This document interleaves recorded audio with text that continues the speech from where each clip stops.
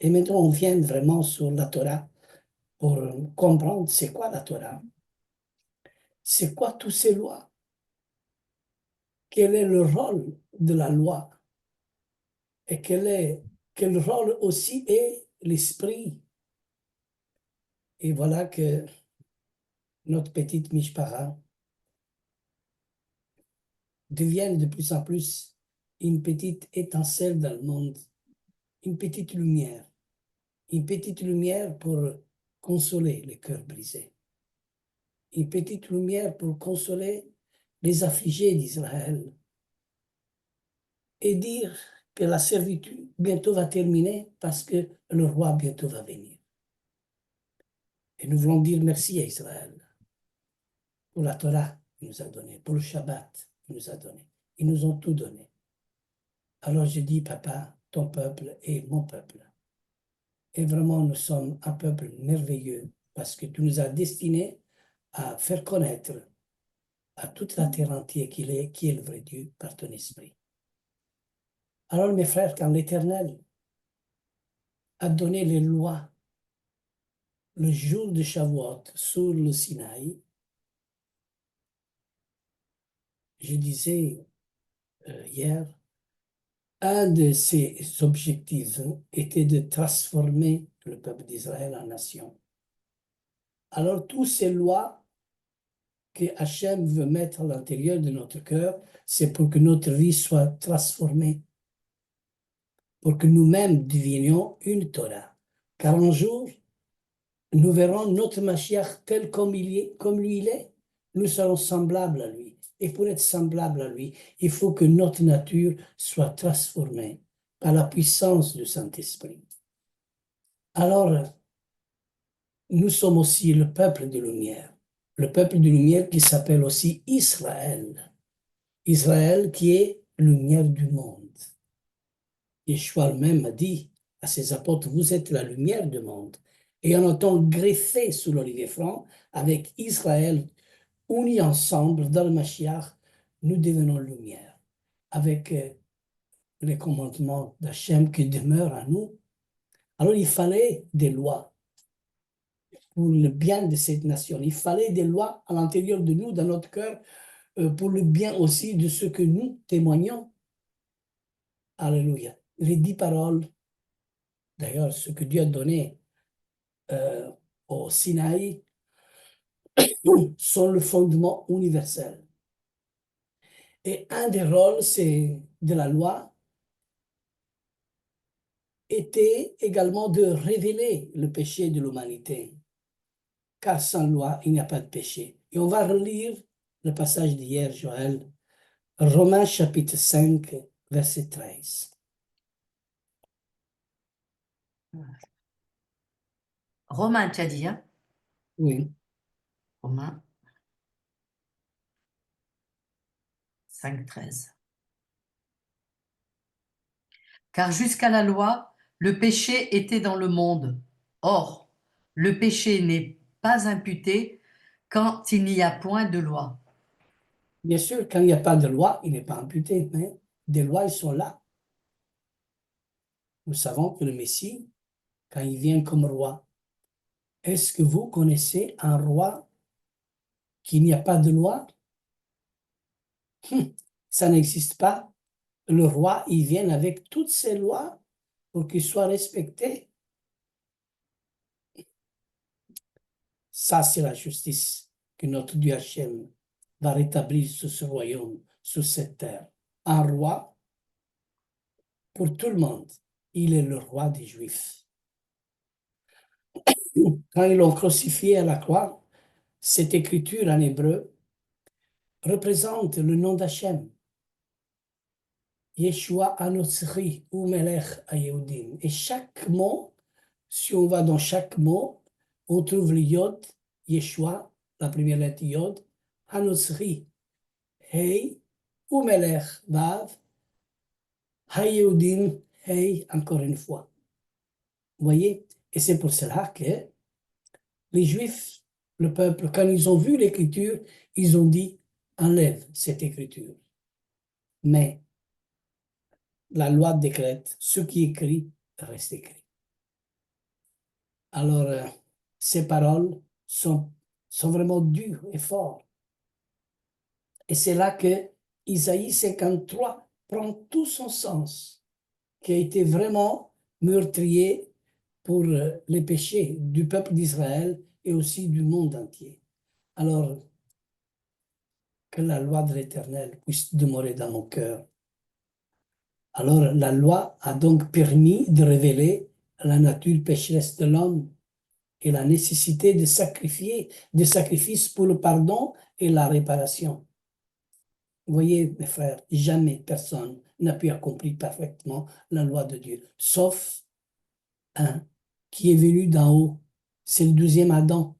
Il n'est pas venu de la terre. Lui, il est venu d'en haut, dans une sémence, c'est-à-dire dans une vente d'une jeune femme, d'une vierge. Et qu'elle-même, elle a été visitée. Elle-même disait, comment pourrais-je avoir tout ça, moi que je ne connais pas l'homme? La puissance de l'esprit va faire ça. Vous imaginez qu'est-ce que Dieu est capable de faire? Alléluia. Parce que tous les hommes étaient condamnés. Mais Yeshua, lui, le parfait, est venu pour nous délivrer de la malédiction qui devait tomber sur nous. Il nous a délivrés de l'enfer, de la malédiction éternelle.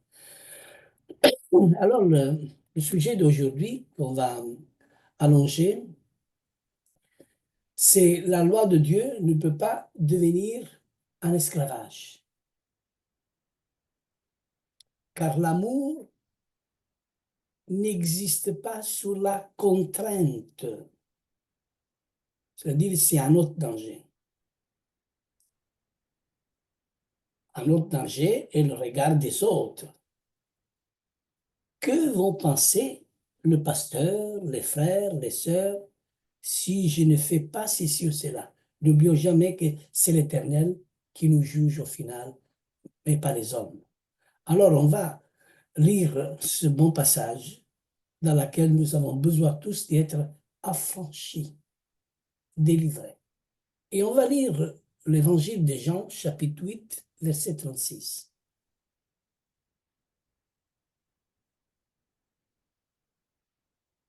Alors, si donc le Fils vous affranchit, vous serez réellement libre. Amen.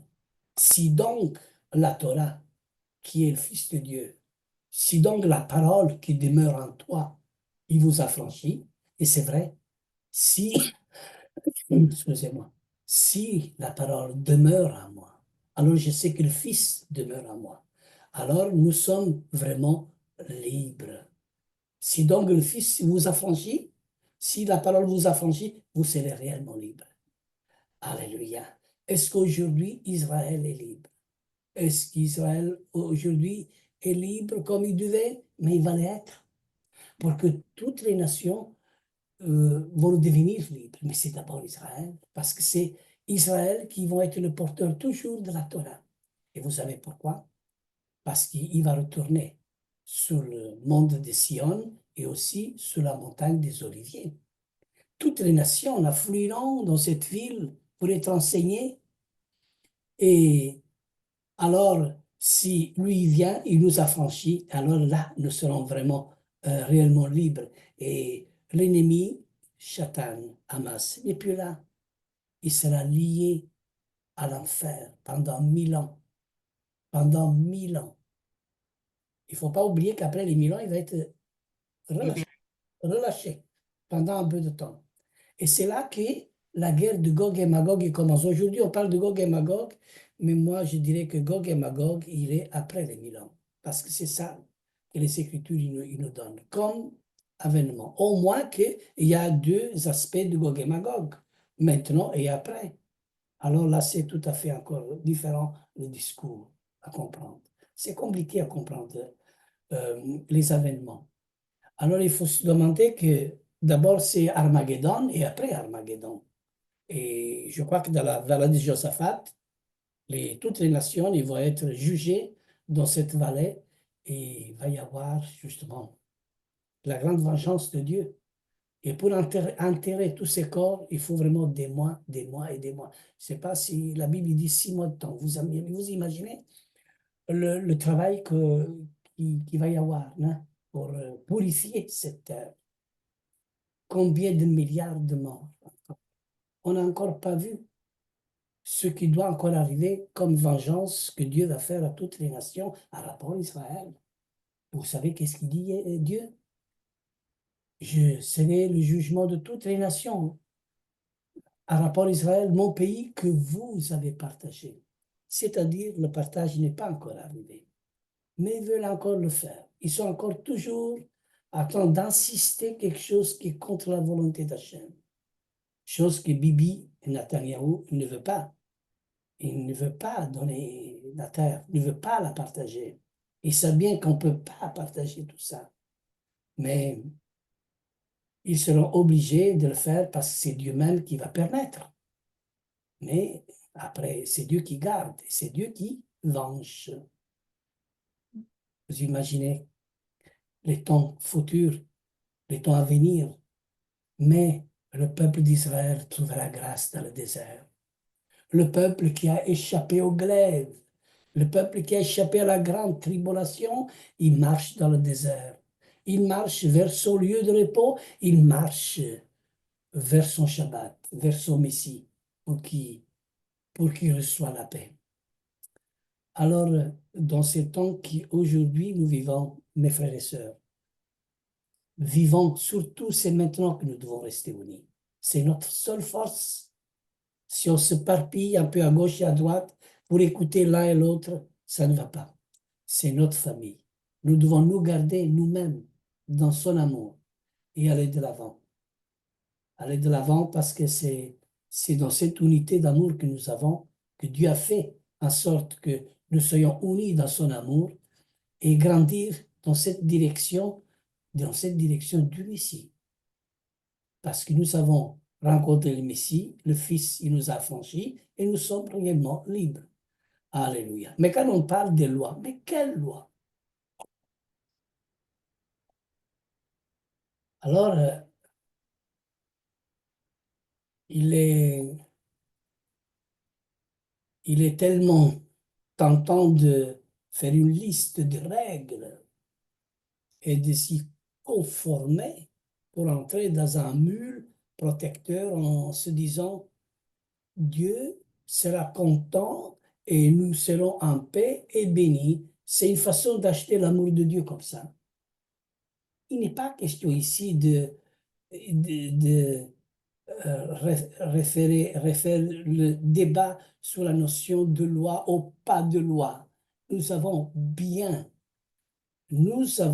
que lorsque l'apôtre Paul dit que nous ne sommes plus sous la loi, cela signifie que ce n'est pas la loi qui sauve, mais la foi en Yeshua, le roi.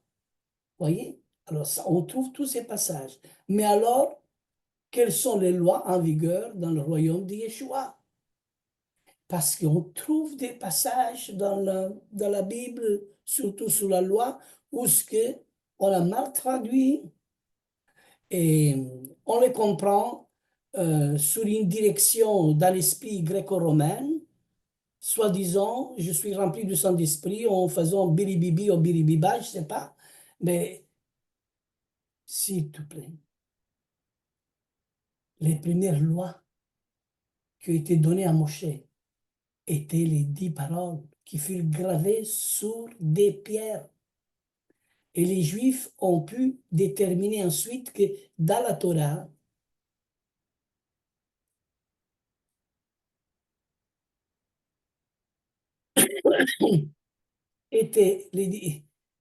les Juifs ont pu déterminer ensuite que dans la Torah, il y a au total 613 commandements, donc 248 prescriptions positives, comme le nombre d'organes d'un être humain, et de 365 interdictions, comme 365 jours dans l'année, comme le nombre des jours d'une année. OK? Alors, parmi ces lois, certaines ont été levées par l'Alliance renouvelée et les sacrificateurs et la sacrificature selon l'ordre de Melchisédek. Alors, toute loi qui n'a pas été aboli par la nouvelle alliance, est toujours en vigueur. Et après, lui ne vient pas pour abolir, mais pour nous donner le sens. Lui, il est venu pour nous donner la compréhension de la Torah. Alors, est-ce que c'est le terme de la loi, c'est le Messie, ou c'est l'accomplissement de la loi, c'est le Mashiach? Ou le but de la loi, c'est le Messie? Voyez, qu'est-ce qu'on pourrait dire comme parole synonyme? Mais on a mis un mot, le terme de la loi, c'est Christ. C'est fini, on n'a plus rien. Mais il y a d'autres introductions, il y a d'autres explications, d'autres paroles synonymes. Mais les antisémites, ils prennent ce qui conviennent. Mais l'Esprit de Dieu, qu'il a inspiré la parole, reçoit le don de la sagesse, de la connaissance, pour pouvoir discerner la Torah. C'est pour ça que je reviens à, à la compréhension de la Torah. C'est pour ça que cette étude de Torah doit nous amener à la compréhension. Mais il faut d'abord avoir l'intelligence de Dieu, l'intelligence qui vient de Dieu, ce que le roi Salomon a reçu, de cette sagesse qui vient d'en haut, de cette sagesse et de cette intelligence. Sinon, vaut mieux aller vendre les cacahuètes au marché, croyez-moi. On ne fera rien de bon. Dans l'Ancienne Alliance, il y a plusieurs types de lois dans l'Ancienne Alliance. Plusieurs types de lois. Alors, il y a les lois sacrificielles qui sont rachetées au sacerdoce d'Aaron. La deuxième, c'est les lois alimentaires. Il y a des lois alimentaires. Ce que tu dois manger, ce que tu ne pas manger. Parce que tu veux avoir un corps qui soit le corps, le temple du Saint-Esprit, et que tu dois être pur aussi dans le corps, dans l'âme, dans l'esprit, pour l'avènement de notre Seigneur. Alors obéissons, justement, mais avec amour, avec un esprit de sagesse et de compréhension. Mais pour cela, on a besoin de l'aide de notre Dieu. C'est lui-même qui nous conduit, parce que nous sommes enfants. Et on a besoin du Dieu d'Israël qui nous conduit à comprendre la direction des commandements d'Hachem. Alors, il y a aussi les lois morales et comportementales. Après, des lois cérémonielles, circonstancielles, il y en a tellement, hein?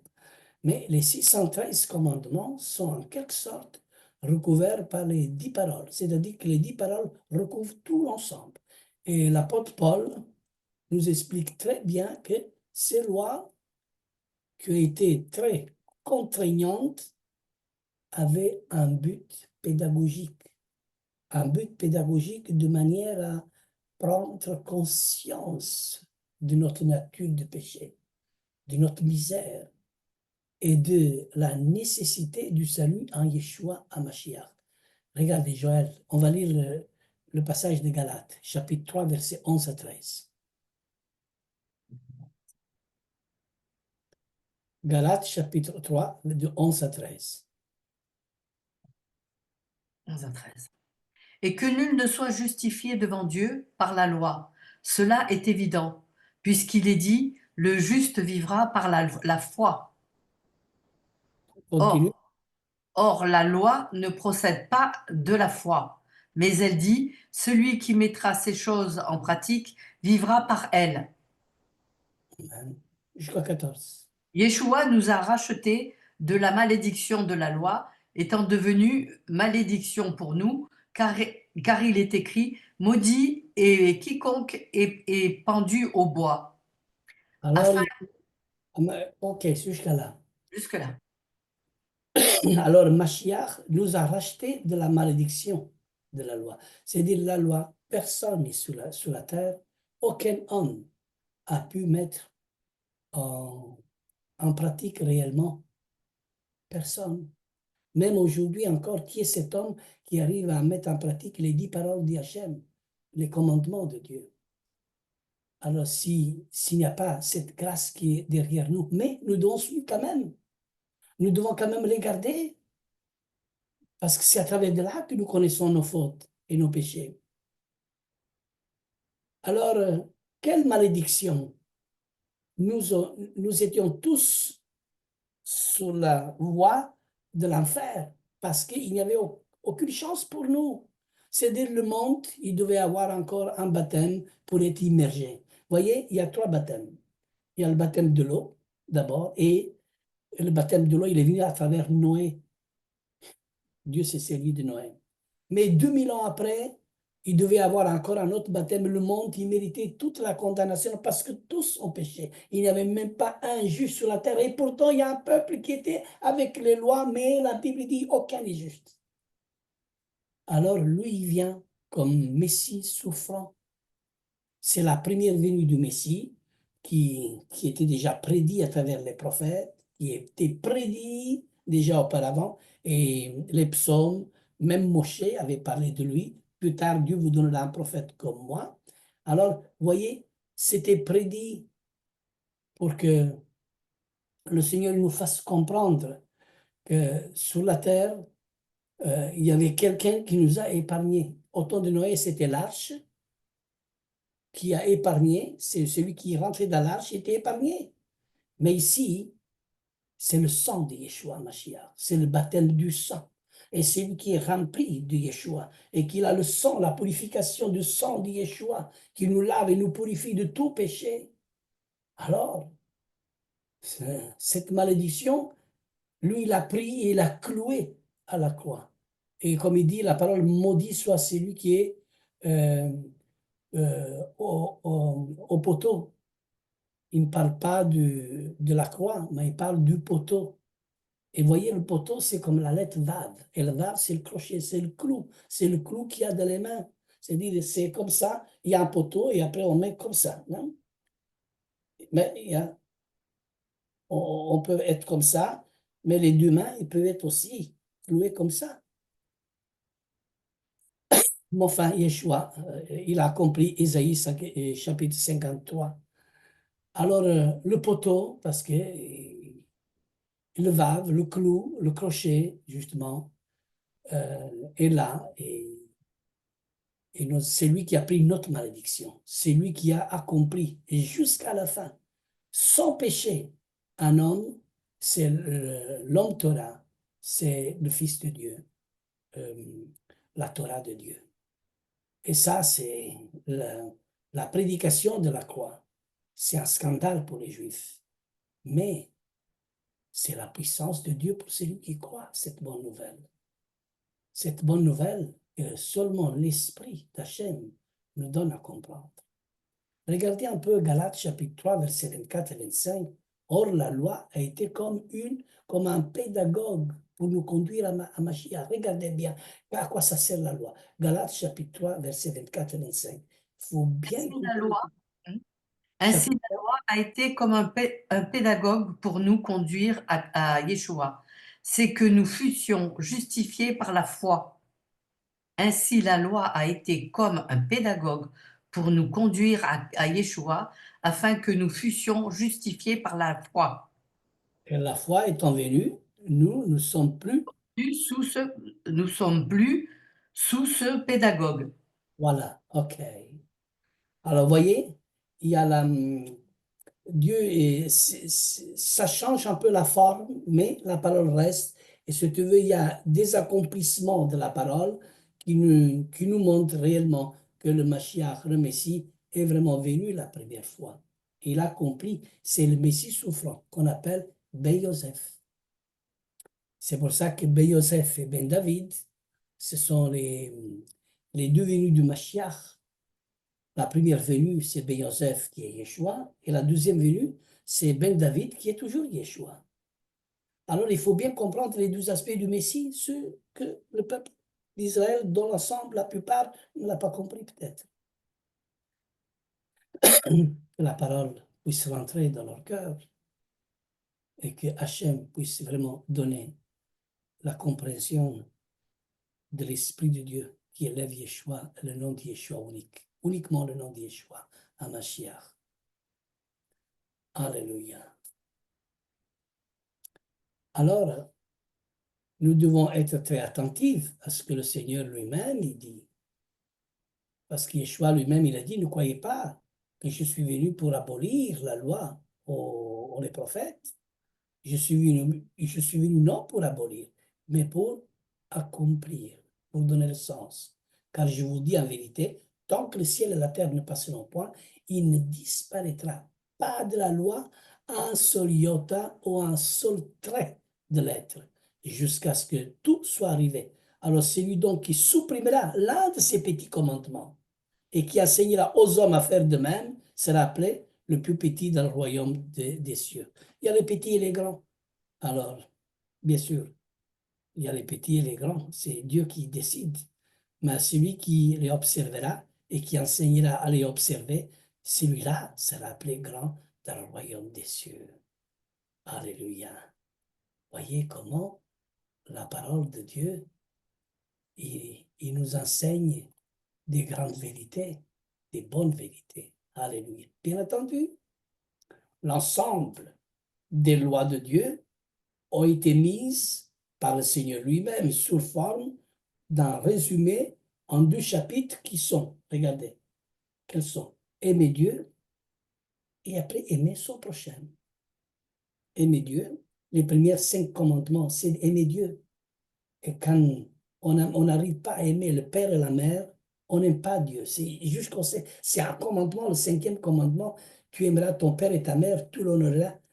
Là, il y a une grande définition. Surtout le respect. Tu n'es pas obligé de l'aimer, mais de le respecter, oui. Parce que c'est la vie qu'ils t'ont donnée. Et à partir de là, il y a 2 attitudes courantes chez les chrétiens. Deux. Soit on reste au titre du chapitre et on essaye d'obéir comme bon nous semble selon notre inspiration, soit on se dit que c'est intéressant de lire le livre de la Torah et d'y trouver la précision que Dieu a donnée afin de les comprendre et d'y s'y conformer. Alors, la première attitude est très courante. De nombreux chrétiens ne s'intéressent même pas à la Torah, mais pas du tout. Ils considèrent que tous ces textes étaient pour une époque révolue et qui n'ont pas à y s'y référer. Non. Et en ayant ce comportement, ce n'est pas un iota qui supprime de la parole de Dieu, mais c'est une montagne d'iota qui supprime. Comprenez?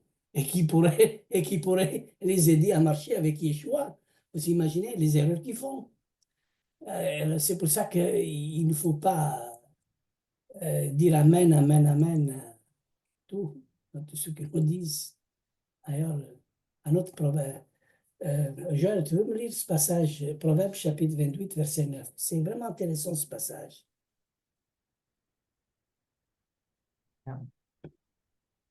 C'est vraiment très fort. Ce passage m'a beaucoup poursuivi. Mais je demande le chapitre 28, verset 9.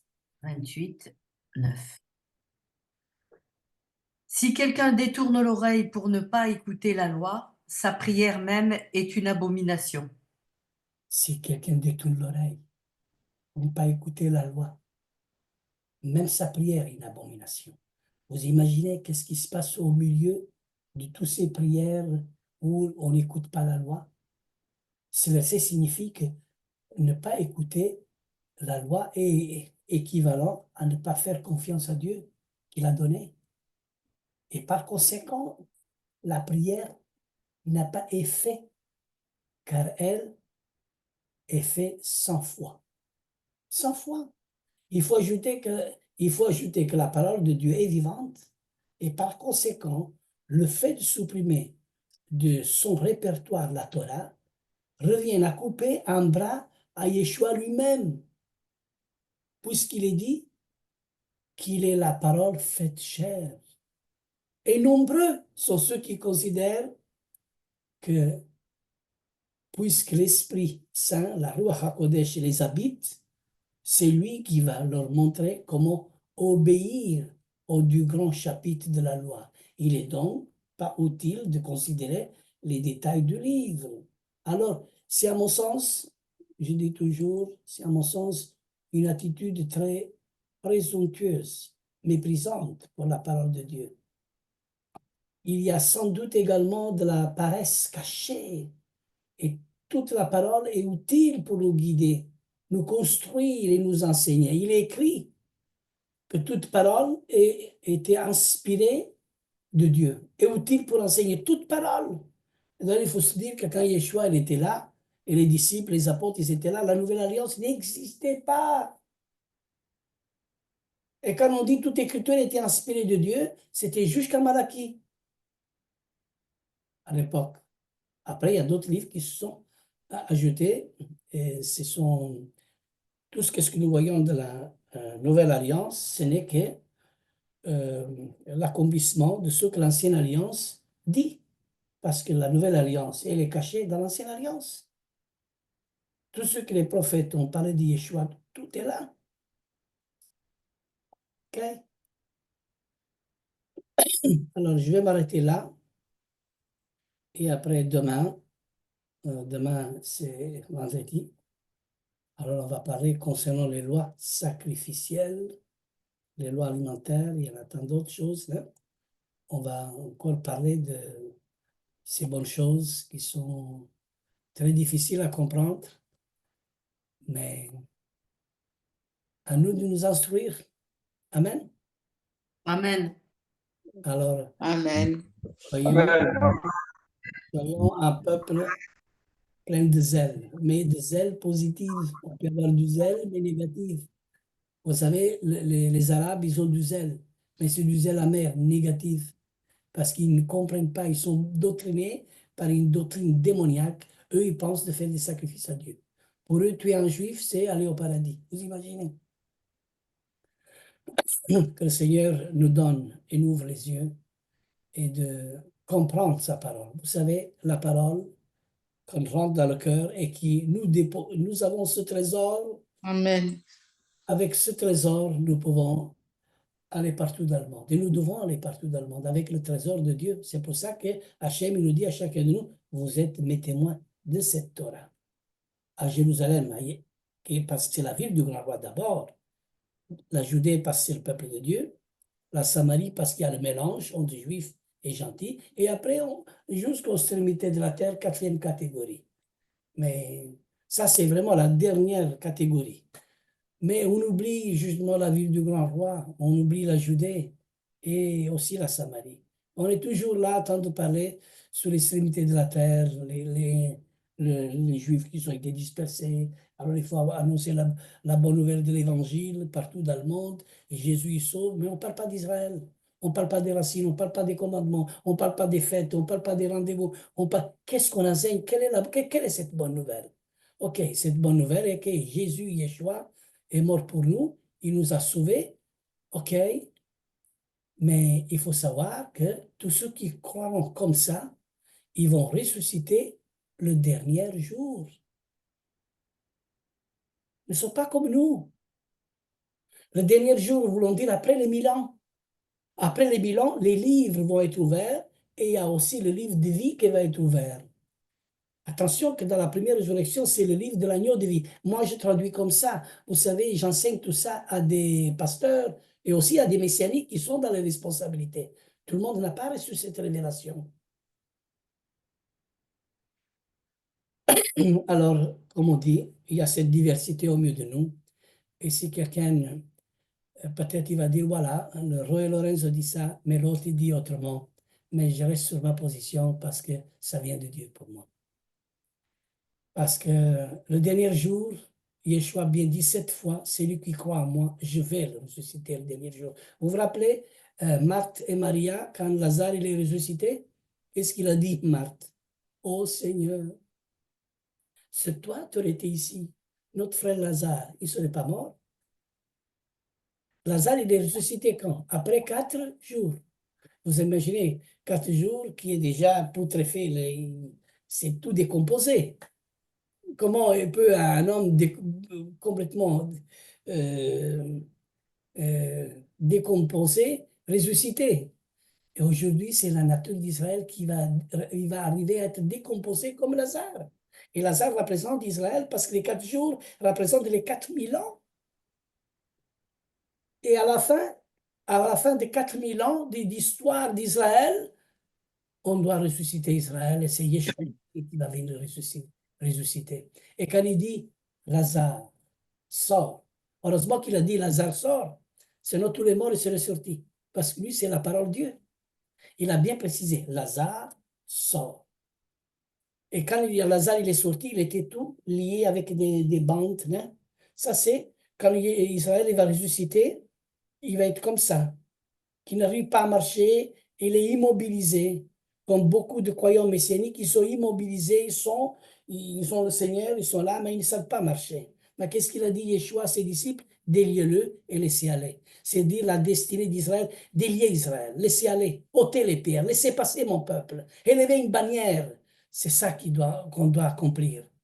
Et d'ailleurs, il y a les pierres qu'il faut ôter. Et quelles pierres? La pierre de l'antisémitisme, de la haine, du racisme. Et toutes ces pierres, ils doivent être ôtées. Comme il dit Ésaïe, chapitre 62, verset 10. Voilà, je rentre encore dans un autre sujet. Hein. Voyez? Alors, soyons remplis de la Torah de Dieu à nous, dans notre vie. Lazare, il est sorti, alors nous devons sortir. Alléluia. Et là, ce qui m'a beaucoup touché, vous savez, quand vous cherchez dans la Bible, quand Yeshua a pleuré, Yeshua a pleuré quand on a entendu dire que Lazare était mort. Voulons dire Israël, il est vraiment mort et il doit arriver celui qui doit le réveiller. Et Yeshua, il a pleuré. Combien de fois, Israël, j'ai essayé de vous rassembler comme la poule rassemble ses poussins. Mais vous ne me verrez point jusqu'au moment que vous me disiez Baruch haba Beshem Adonai. Amen. Alléluia. Nous avons besoin de Messie. Il faut que le peuple acclame le Messie. Et si le peuple n'acclame pas le Messie ne viendra pas. Et ce n'est pas le Tirititi qui acclame que le Messie va arriver. Hors question. Non. C'est Israël qui va l'acclamer, qui doit l'acclamer. Alors nous, on a le droit d'aller justement de prier constamment pour Israël. Et il faut qu'eux, ils arrivent à Yeshua pour que lui, il vienne. Sinon, il ne viendra pas. Parce qu'il dit l'esprit, l'épouse disent viens. D'abord, qui est l'épouse? L'épouse, c'est Israël. Après, il y a ceux qui font partie de l'épouse. Alors la Bible dit ceux qui entendent disent aussi viens. Et ceux qui ont soif, ils disent viens. Comprenez? Alors le mystère d'Israël, on n'a pas bien compris. Mais cela, c'est encore un sujet qu'après on va reprendre sur le mystère d'Israël. On va avoir encore une autre longue, Amen. longue leçon hein, qui va nous faire, il nous prendra encore quelques mois ensemble hein, sur le mystère d'Israël, parce qu'il y a beaucoup de mystères que nous ne connaissons pas, il y a beaucoup de mystères qui ne sont pas à notre connaissance, et nous avons besoin d'étudier tout ça. Comprenez? Alors, priez pour que le Seigneur me donne encore force, Amen. pour que je sois toujours, chaque jour, Amen. et bien. Amen. Amen. Qu'Hachem vous bénisse. Merci de m'avoir écouté. J'aimerais, Amen. Merci. merci.